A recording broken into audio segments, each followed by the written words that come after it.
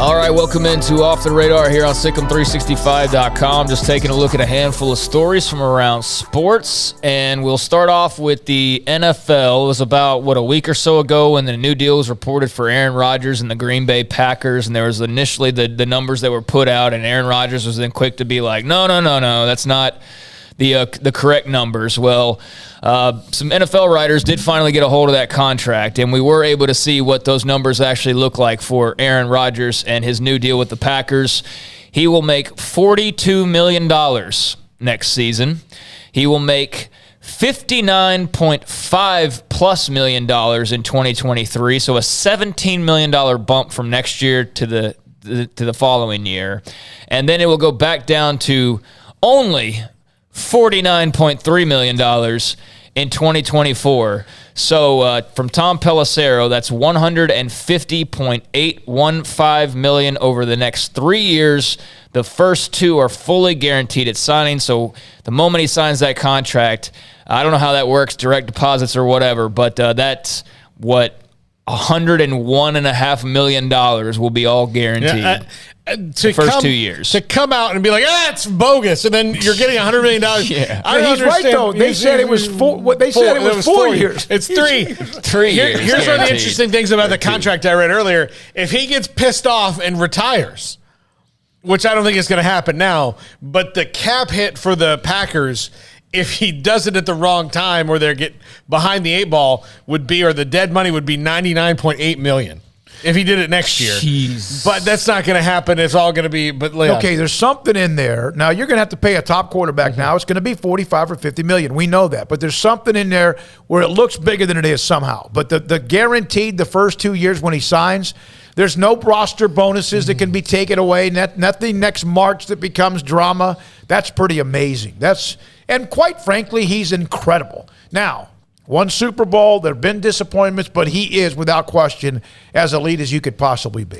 Yeah, and there's obviously some other contract details that, like, you can move this money around here, there's this option or whatever, but the basic gist of the contract is he's getting like $50 million per year for his first 3 years. That's how Ian Rappaport laid it out, and then he even said, essentially Aaron Rodgers gets $50 million per year over 3 years and then likely retires.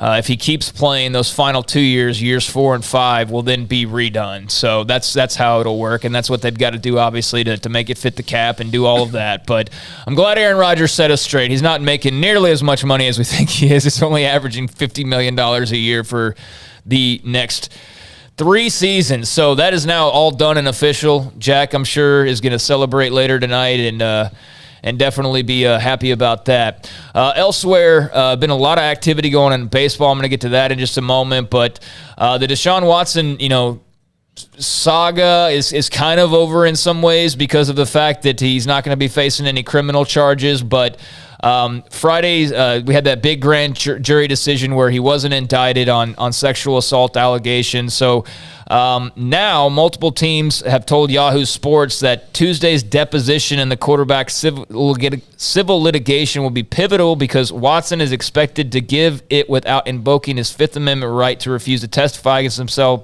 Blah, blah, blah. Basically, there's a lot of teams interested. Where do you guys think he's going to land ultimately? I think he's going to New Orleans. I think he's going to probably New Orleans because they're set up better. I think that Carolina's going to do everything they can, though. Mm-hmm. And the Falcons, though, apparently he's very interested in going to the Falcons. It's his childhood team. So we'll see. Who is he going to throw to?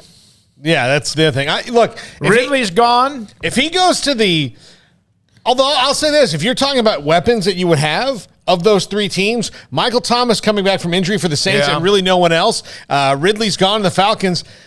DJ Moore and the guys that they have in Carolina, better. Maybe, yep. All right.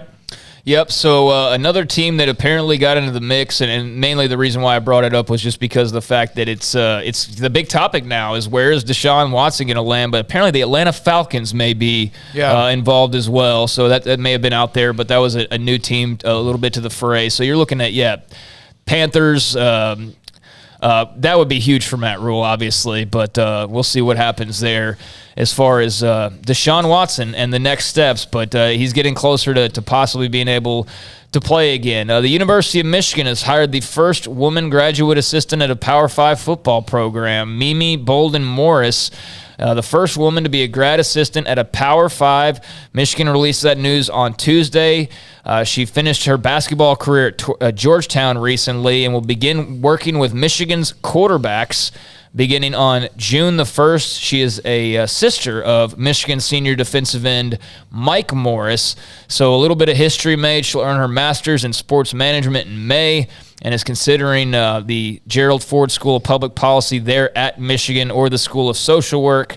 But yeah, the first Power 5 graduate assistant in the game of football is Mimi Bolden Morris. So congratulations to her. I'm surprised by that. I'm surprised that it hasn't been something before that. We see now women who are officiating NFL games, college basketball games, pro coaches. Yeah, I was surprised at, but and you got to start somewhere. So hopefully that begins a trend. Earn it, and then when you get the opportunity, hopefully you take advantage of it to be able to move up the ladder.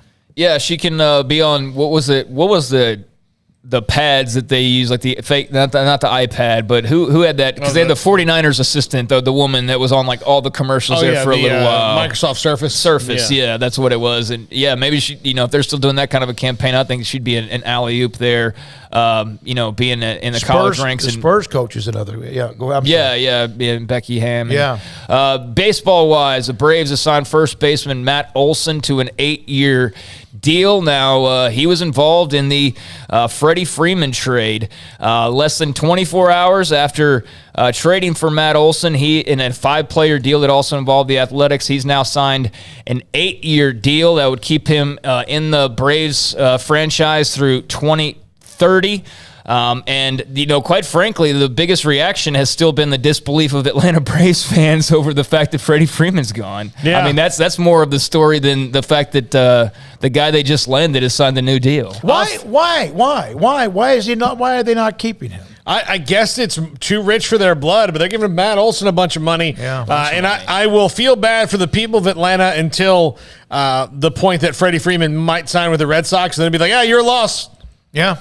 Yeah, but I don't know if that's. I never even asked that question yesterday, and I was just curious about that. Freddie Freeman is the most beloved Atlanta Brave since Dale Murphy. Yeah, okay, I get that. I've seen those kind of responses from fans. Yeah, it's an 8-year, $168 million deal, or Chipper, I guess. But yeah, Chipper would be up there with a club option for 2030. So a new deal there, and it's going to be a weird season in Atlanta. But Matt Olson is inked up. Okay, that's $20 million a year for Olson. Freeman would be twice that. Yeah, wouldn't he be 35? 40? Yeah. I mean, I don't even know where the baseball. Okay, all right, just let's get a question about that. That's a bunch of money. According to Athletics' Ken Rosenthal, the Astros are preparing to make a new offer to free agent shortstop Carlos Correa. Apparently, he said one source that talked to him said his potential return is creating a buzz in camp, and players can't stop talking about it. But that was one note from him. Carlos Correa, if he goes back to Houston, that would obviously be a massive deal, but I don't think anybody was expecting him to come back to Houston after the year wrapped up. He's got the world by the you-know-whats right now. I mean, anybody would die to have Carlos Correa on their roster. I always felt like, for whatever reason, he'd end in – I never said this publicly, but I always just felt like something would happen where he'd end up back with the Astros. Maybe that the wells would be dry or something, maybe the delay. I don't know. I'm really surprised that he's not a Yankee. I thought that's what they were going to do. He and Trevor Story both not being signed at this point, and Marcus Semien and Corey Seager both on the same team, and Semien changing positions. But yeah, I thought that would all be done by now. I thought Correa probably had his market crystallized, and it was just going to be 100 days of the lockout, and then poof, open it up, and okay, I'm going to the Yankees. But they traded for Kiner Falefa for a reason, I guess, maybe because they felt like they weren't going to do that. Yeah, I guess so. But, he's got Houston. He's got the Yankees, Tigers. I mean, whoever you want to throw out there. There's a lot of teams that are interested in Carlos Correa, but apparently the Astros are working on making a new offer for him. We were just talking about Freddie Freeman.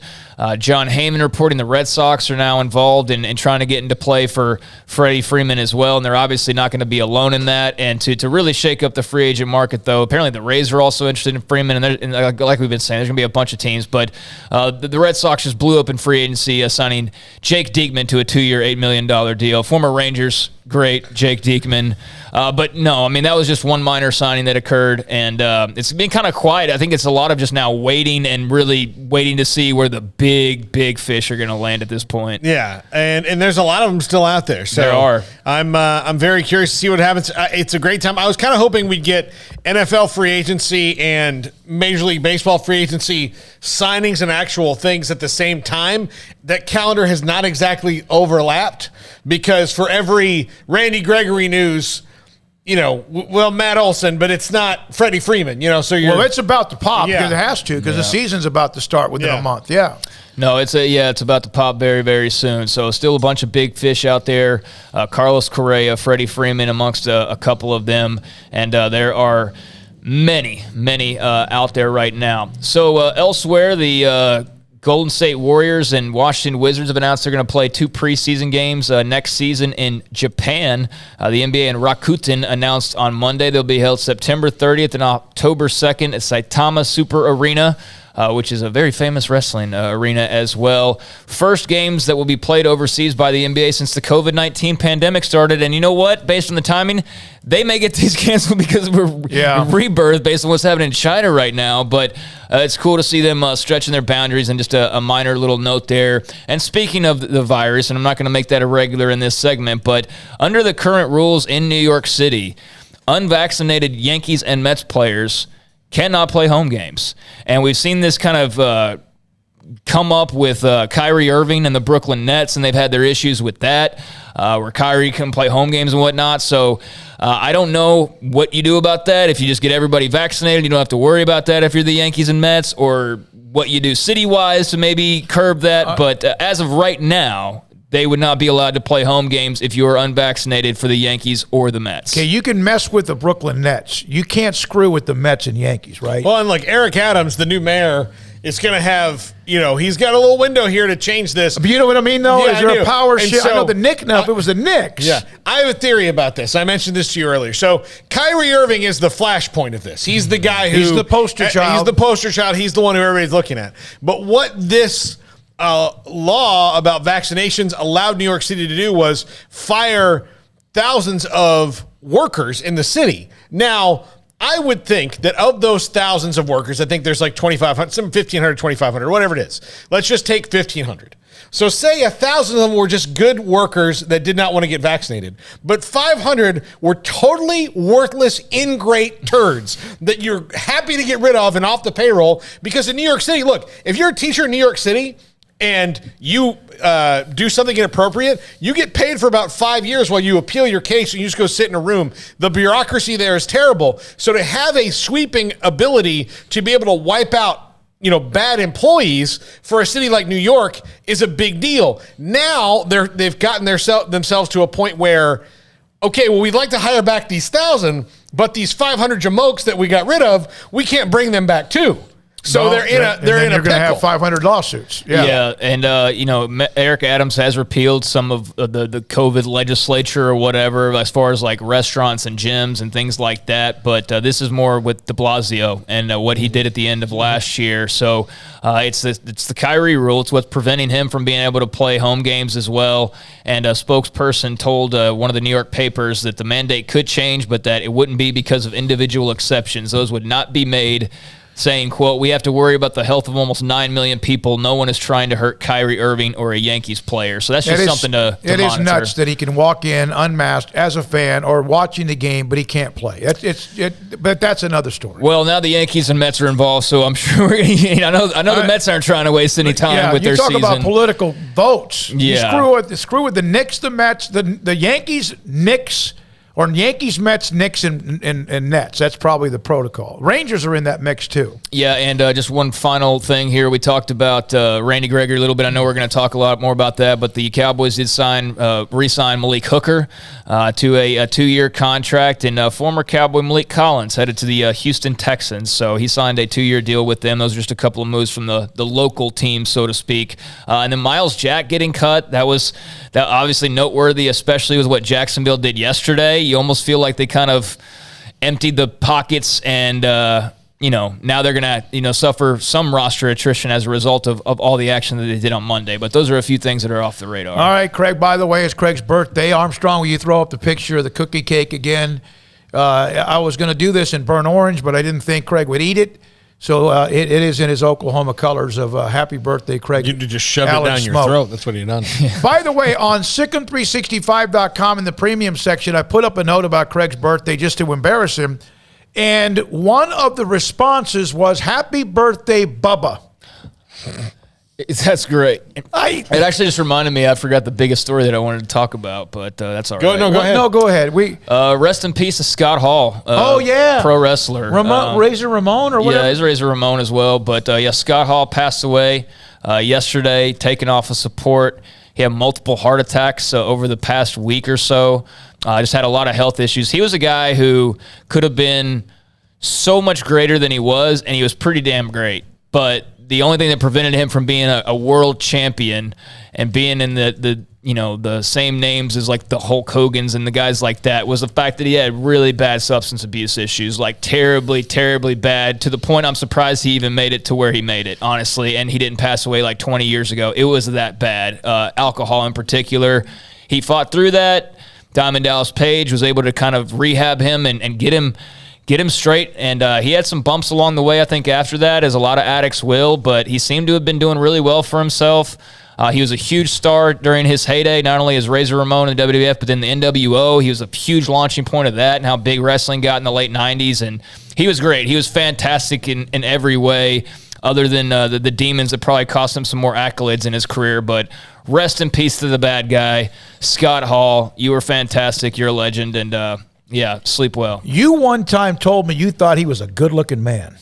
He's a handsome dude. I mean, he's a good-looking dude now. Yeah. He's got that beard that looks like he seen him when rarely ever shaves, but it's only just like a little bit of like. He's got the scruff. Yeah. Yeah, he's got that. That was part of his look because he was doing the whole like fake Scarface thing because WWF, they made everybody characters like cartoony, and he was like a Cubano, the smooth toothpick, all that stuff. And he was fantastic, but no longer with us. It seems like about every 3 months we see somebody from that profession who is gone. By the way, Kokugikan is the biggest sumo wrestling mega place. That's Yankee Stadium in Japan. You were mentioning that arena. Saitama Super Arena, yeah. I've been to that one before, saw some sumo events there. It was awesome. I want to go to Budokan Hall. Budokan's, no doubt about that one either. Now, when we come back, we were going to have SFA head coach Kyle Keller. He's in the middle of a meeting, and so he's told me probably wouldn't make it. But tomorrow we got Tim Brando, Pat Nunley. We'll have Kyle Keller. But also coming up, John Machota joins us a day early on all the Randy Gregory and Cowboys news and much, much more. Also, Show Memo, I just asked you on YouTube. He said, you have Mac, good for you, or I think even our new AD is well worth it as she makes the moves needed. Will not say anything bad as it is not needed. And that's good. Missouri needed. I've heard that Missouri has been able to get in there and kind of clean out some of the issues they've had, and that's fantastic. I reached out to the media relations to get Eli Drinkwitz on the show if we could. Reached out to Georgia Tech for Jeff Collins, the head football coach, as they are coming up on their spring games here pretty soon. From Ostertag 811, would Tang prefer a Kansas State job over the Missouri job?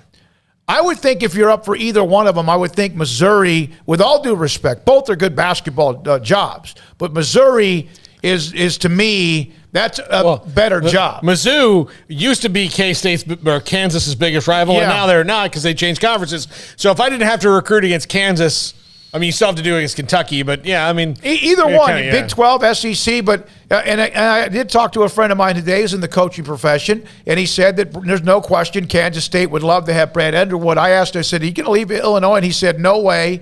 And then, of course, then you look at Jerome Tang again, named there, and among some others, some coaches that are a part of mid-majors that will be involved as well. Kansas State, of course, waiting for that. And LSU, he told me, it will have to be some sort of a rock star name because that's what Scott Woodward does. He goes after the Hollywood name, and that's fine. They're going to need one to get through what they've dealt with. And then Ostertag 11, happy birthday, Bubba. Thank you. I appreciate that. When we come back, that's Craig's Off the Radar Tuesdays and Thursdays. John